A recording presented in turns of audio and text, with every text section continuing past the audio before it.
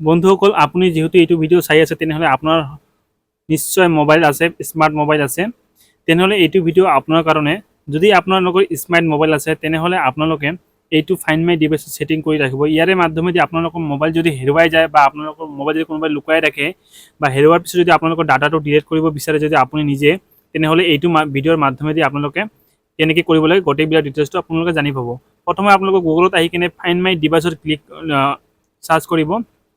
So find my device মই লিখি আছো, আপোনালোকে এনেকৈ সেম প্ৰসেস লিখিব। প্ৰথমত এটা অপশন আহিব ফাইন্ড মাই ডিভাইস গুগল বুলি আছে, এইটো অপশন আহিব। এইটো অপশন ক্লিক কৰাৰ লগে লগে চাইছে আপোনালোকে মোৰ মোবাইলটো, আপোনালোকে যদি এনেকুৱা আহে যদি ইমেইল দিব কৈছে তেনেহলে আপোনালোকে যিটো মোবাইলত আপোনালোকে ইমেইল দিছে সেইটো মোবাইলৰ মাধ্যমেদি আপোনালোকে ইমেইল লগইন কৰিব আৰু পাছৱৰ্ড দিব, লগে লগে এনেকুৱা প্ৰসেস আহি যাব।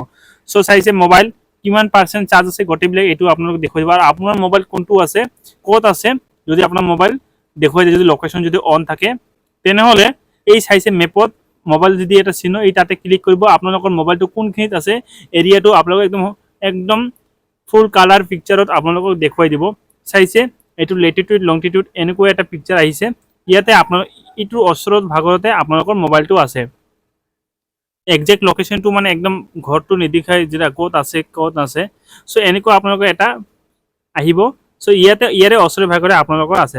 ইয়াৰে মাধ্যমেদি আপোনালোকে মোবাইলৰে গোটেইবিলাক কৰিব পাৰে, নিজে মেপটো সেটিং কৰিব পাৰে বা গোটেইবিলাক লেটিটিউড লংটিটিউড গোটেইবিলাক সিলেক্ট কৰিব পাৰে।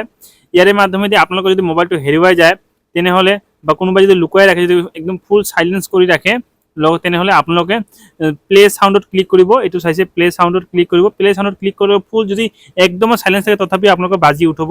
আৰু সিকিউৰ ডিভাইসত ক্লিক কৰিলে অটোমেটিক লক হৈ যাব। আৰু ফ্যাক্টৰি ৰিসেট ক্লিক কৰিলে অটোমেটিক আপোনাৰ মোবাইলৰ যি ডাটা আছে বা মোবাইলৰ ভিতৰত যদি মেমৰি আছে গোটেইবিলাক ডিলিট হৈ যাব। সো এইটো ভিডিওৰ মাধ্যমেদি আপোনালোকে যদি জানিব বিচাৰিছে এইটো মই আপোনালোকক বুজাই দিলো। আপোনালোকে কেতিয়াও মিস ইউজ নকৰিব এইটোৰ মাধ্যমেদি। সো আজিৰ কাৰণে এইখিনিয়ে। যদি আপোনালোকৰ ভিডিওটো ভাল লাগে থাকে তেনেহলে লাইক এণ্ড শ্বেয়াৰ কৰি দিব, লগতে সাবস্ক্ৰাইব কৰি দিব।